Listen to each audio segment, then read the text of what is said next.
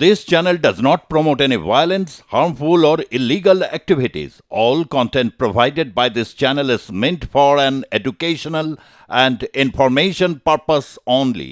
আপনি কি মনে করেন 1945 সালের 18ই আগস্টে তাইকুর বিমান দুর্ঘটনাতেই সবকিছু শেষ হয়ে গিয়েছিল? ওটাকে সেলিব্রেট করার দিন, কেননা আমি ওটাকে নামকরণ করেছি ন্যাশনাল কোভার্ট অপারেশন বলে। এবার আমি চন্দ্রচূড়কে বলবো একেবারে চলে যেতে, তার কারণ গোটা কালনা বইমেলার মাঠ এবং আমরা এবং মঞ্চে যারা বসে আছে আমরা সবাই আজকে আপনাকে প্রশ্ন করব। আমরা বেশ কিছু কথা জানতে চাই যে কথাগুলো অত্যন্ত গুরুত্বপূর্ণ। আমার প্রথম প্রশ্ন, দেখুন, আমি বিনা মেকআপে, বিনা কাগজে, কোনো তারও নেই, আমি প্রশ্নগুলো করব। খুব চটজলদি প্রশ্ন, একেবারে র্যাপিড রাউন্ডের মতো, র্যাপিড ফায়ার রাউন্ডের মতো চটজলদি আমরা উত্তর চাই চন্দ্রচূড়ের কাছ থেকে। চন্দ্রচূড়, ঋতব্রত দা, আপনি প্রশ্নগুলো শুরু করার আগে আমি একটা ছোট্ট পয়েন্ট ক্লিয়ার করে দিতে চাই, যেটা স্যার বলেছিলেন যে শুধু অন্তর্ধান নিয়ে পড়ে থাকলে হবে না, তার জীবনী নিয়েও আত্মচর্চা, তার জীবনী নিয়েও চর্চা করতে হবে। একদম ঠিক কথা বলেছেন, এটা আমি মেনে নিই, এবং সেই জন্যেই আমি যে বইগুলো নেতাজিকে নিয়ে লিখেছি সেটা অন্তর্ধান নিয়ে হলেও তার জীবনীও লিখেছি, তার কারণ সেটা জানা দরকার, লোকজনের নেতাজিকে বোঝা দরকার। কিন্তু আমি এই যে যুক্তিটা আমি একটু উল্টো দিক থেকে বলি আপনাকে। ধরে নিন আপনার খুব প্রিয় একজন মানুষ যিনি আপনাকে অনুপ্রাণিত করেছেন, তাকে আপনি মন প্রাণ দিয়ে ভালোবাসেন, তার কাছে অনেক কিছু শিখেছেন এবং প্রতি পদে তাকে ফলো করেন। তিনি হঠাৎ একদিন হারিয়ে গেলেন, তাকে ভালোবাসেন, তার কাছে শিখেছেন বলে কি তার খোঁজ করবেন না? এটা প্রশ্নটা রইল। অবশ্যই অবশ্যই বারবার করে বাঙালিকে এই কথাই তো বারবার করে গোটা দেশবাসী এই কথাই জানতে চেয়েছে। আমি দ্রুত কিছু প্রশ্নে চলে যাচ্ছি, দ্রুত কিছু প্রশ্নে। আমি প্রথমেই চন্দ্রচূড় আপনার কাছে জানতে চাই যে আপনি কি মনে করেন 1945 সালের 18ই আগস্টে তাইকুর বিমান দুর্ঘটনাতেই সব কিছু শেষ হয়ে গিয়েছিল?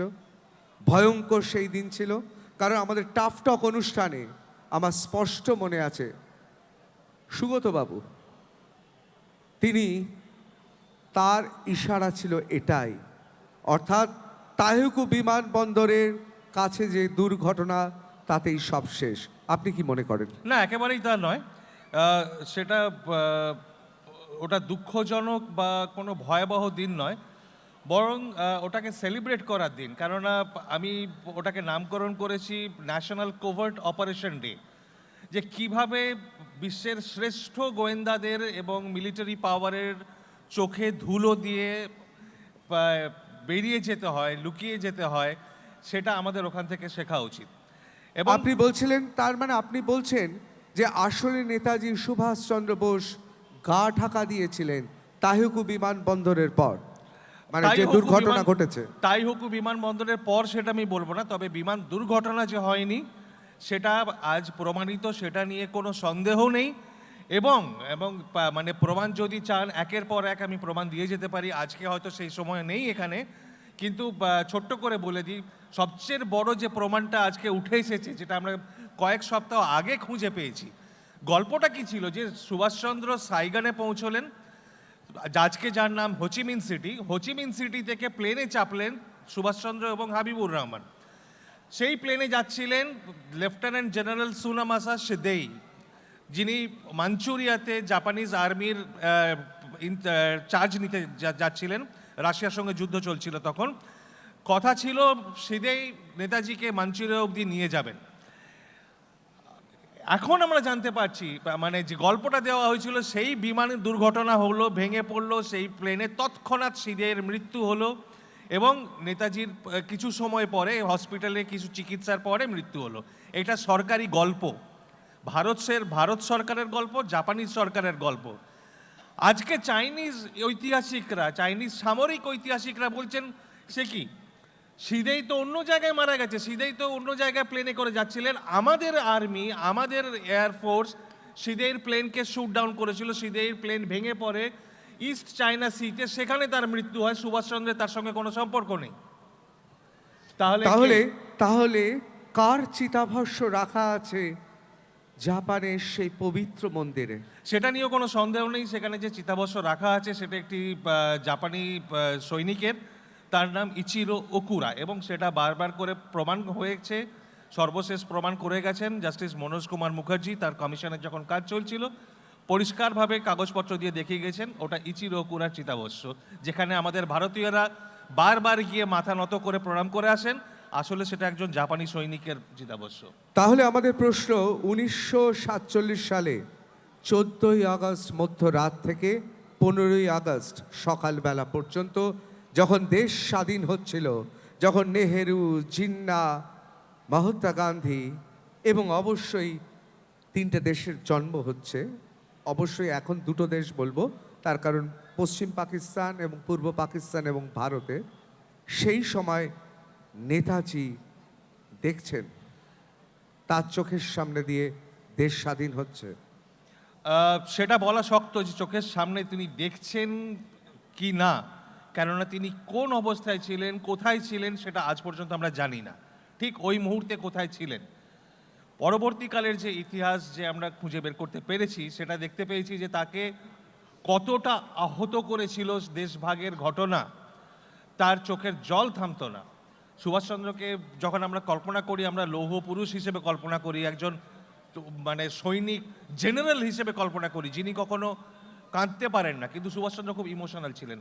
দেশভাগের ঘটনা তাকে ভেঙে দিয়েছিল, ভেতর থেকে অন্তর থেকে তিনি ভেঙে পড়েছিলেন। সেই ঘটনা তিনি কখনো স্বীকার করতে পারেননি এবং তার জন্য অত্যন্ত বিটার হয়ে পড়েছিলেন। সেটা পরবর্তী জীবনের ঘটনা, পরবর্তী জীবনের কথা, কিন্তু তিনি যে তখন জীবিত ছিলেন সেই নিয়ে কোনো সন্দেহ নেই। তাহলে কি আমরা ধরে নেব গুমনামি বাবাই নেতাজি সুভাষচন্দ্র বোস? আদৌ এর কোনো অকাট্য যুক্তি আছে? নিশ্চয়ই অকাট্য প্রমাণ রয়েছে। আজকে হয়তো ছিল না 10 বছর আগে, কিন্তু আমরা যে গবেষণা করে যে পর্যায়ে পৌঁছেছি, যে প্রমাণ আমরা জোগাড় করতে পেরেছি, তার ভিত্তিতে বলতে পারি আজকে তা নিয়ে মানে 0.5% কোনো সন্দেহ থাকার কথা নয়, উচিত নয়। এত রাজনৈতিক দল আছে, কেন্দ্রে এবং রাজ্যে ক্ষমতা বারবার বদল হয়েছে, কিন্তু আজ পর্যন্ত নেতাজির সেই নিষিদ্ধ ফাইলগুলো কেন সর্বসমক্ষে দেখানো হচ্ছে না? কি মনে হয়? এই প্রশ্নের উত্তরটা সেই দলীয় রাজনৈতিক মুখপাত্ররাই বলতে পারবেন ভালো, কিন্তু আমরা বাইরে থেকে যেটাকে দেখে যেটুকু বুঝতে পেরেছি যে আজ পর্যন্ত যে ধরনের দাবি ওঠার কথা, কেননা যে কোনো দেশের সরকার তখনই কোনো পদক্ষেপ নেন যখন তার দাবি ওঠে জনগণের মধ্যে থেকে। ফলে আমরা বারবার যেটা চেষ্টা করে যাচ্ছি, যেটা সবাইকে বোঝানোর, যে যতক্ষণ না আপনারা দাবি তুলছেন, যতক্ষণ না আপনাদের আওয়াজ সরকারের কাছ অবধি পৌঁছচ্ছে, কেননা সুভাষচন্দ্রের প্রতি ভালোবাসা শ্রদ্ধার কোনো অভাব নেই। আপামর জনগণ তাকে ভালোবাসেন, শ্রদ্ধা করেন, তার প্রতি আজকে শুধু মানে 23শে জানুয়ারিতে আমরা বলি, মজা করে বলি যে নেতাজি পুজোর দিন, যেমনি কালী পুজো, দুর্গা পুজো হয়, তেমনি নেতাজি পুজো হয়, কিন্তু সেটা ছেড়ে দিলেও সারা বছর মনে যে জায়গা উনি করে নিয়েছেন সেইটাকে আপনারা মন থেকে বের করে নিয়ে এসে, অনেকে বলেন নেতাজি অবশ্যই আমাদের অবশ্যই, সময় খুব কম, আমি দ্রুত চলে যাচ্ছি। কোনো প্রশ্ন? চন্দ্রচূড়,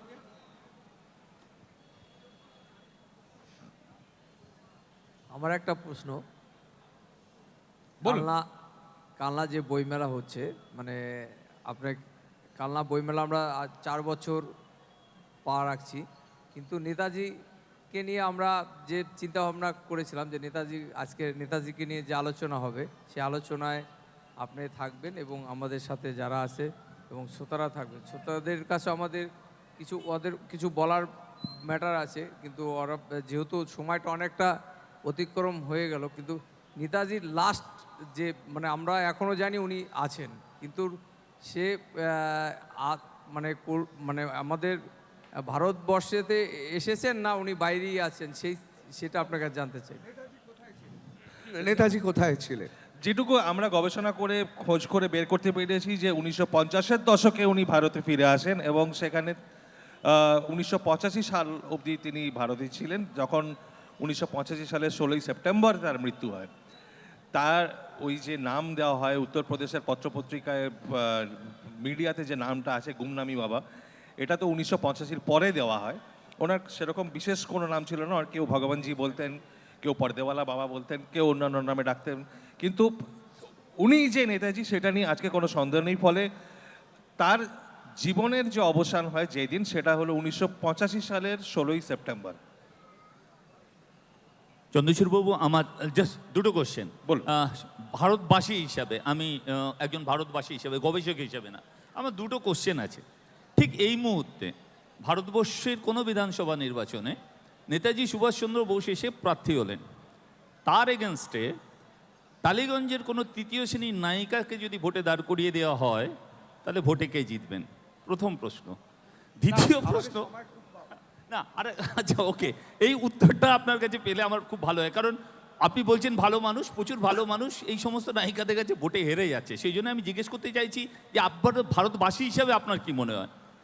আমার ভারতবাসী হিসেবে যা মনে হয়, এবং আমার মনে হয় আজকে যারা এখানে রয়েছেন তারা সবাই আমার সঙ্গে একমত হবেন, যে আপনি যাকেই দাঁড় করান, তিনি তার পরিচয় যাই হন, তিনি যদি আজকে সুভাষচন্দ্রের বিরুদ্ধে দাঁড়ান, হাইপোথেটিক্যালি, সেটা তো হতে যাচ্ছে না, যদি হয়, মানে he or she doesn't have a chance in হেল।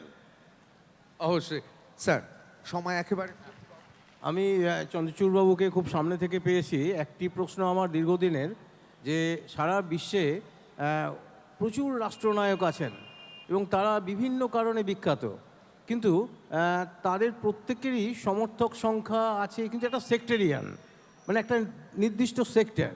কিন্তু নেতাজির ক্ষেত্রে যেটা দেখা গেছে, একটা ইমোশন কাজ করছে এবং সেটা সার্বিক।